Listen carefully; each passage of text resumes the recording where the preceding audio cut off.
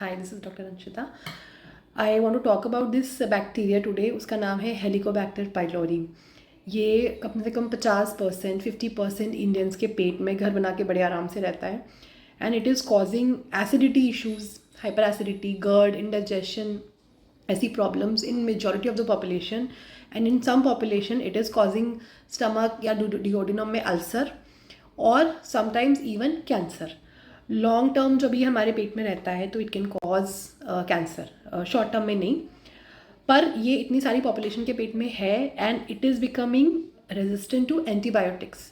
मतलब आप गैस्ट्रो के पास जाते हो, वो इसका टेस्ट करते हैं, आपको एंटीबायोटिक देते हैं, उससे वो नहीं ठीक होता, फिर पेशेंट भटक भटक के हमारे पास आता है। तो this is why I wanted to create this video to create awareness कि अगर वो नहीं ठीक हो रहा है तो हम क्या करें। इसके जो सिम्टम्स हैं वो वही सिम्टम्स है जो एसिडिटी में आपको मिलते हैं कि रिफ्लक्स होता है, कई बार वॉमिटिंग होती है, पेट में हमेशा बेचैनी रहती है, खाना ठीक से डाइजेस्ट नहीं होता है।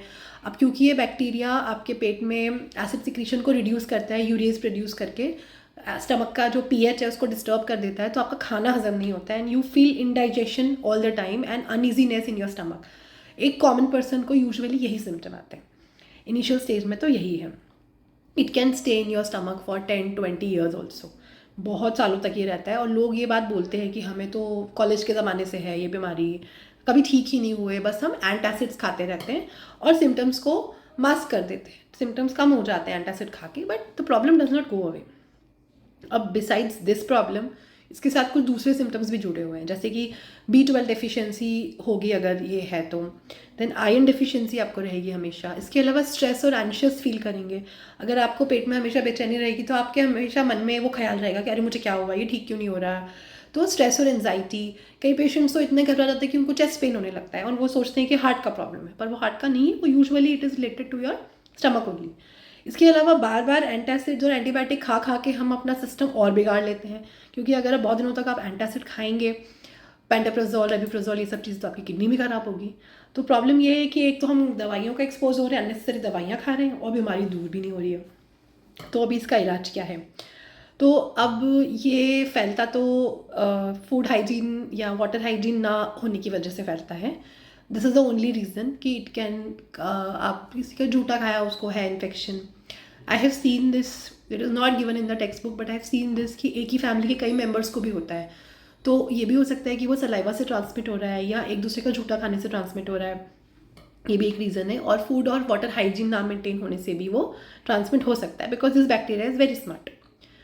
तो फूड हाइजीन का आपको खास ध्यान रखना है, जगह देख के, सोच के, समझ के, साफ़ खाना और पानी पीना है। रोड साइड खाना आप छोड़ दीजिए, बंद कर दीजिए। जहाँ भी हाथ धोने की स्पेस नहीं है, गंदे बर्तन है, प्लीज़ वहाँ मत खाइए। ये this should be a rule, okay.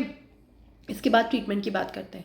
तो होम्योपैथी में हम टिपिकली हाइपर एसिडिटी और गर्ड के लिए जो सिम्टम्स के हिसाब से ट्रीटमेंट देते हैं और कॉन्स्टिट्यूशनल मेडिसिन देते हैं, वो यूजुअली इफेक्टिव होती है।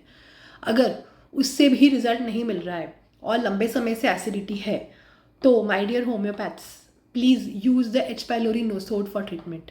Use it like a intercurrent and you will get amazing results and the patient will thank you for his life कि आपने उसकी लाइफ सेव करी। बिकॉज जिनको 10-20 साल से ये प्रॉब्लम है, they are at a very high risk of developing stomach cancer. So give this nosode, try this out. आप लोगों को, बहुत से लोगों को नहीं पता है उसके बारे में, but please do your own study. अगर आप चाहें तो आप मुझे बोलिए, मैं आपसे टेक्स्ट शेयर करूँगी, केसेस भी शेयर करूँगी and will help you with the study.